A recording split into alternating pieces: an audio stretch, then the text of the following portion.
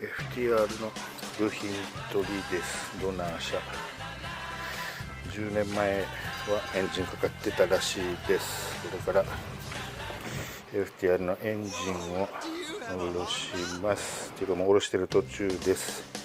エンジンとハーネスが欲しいですと。サビでボロボロだな。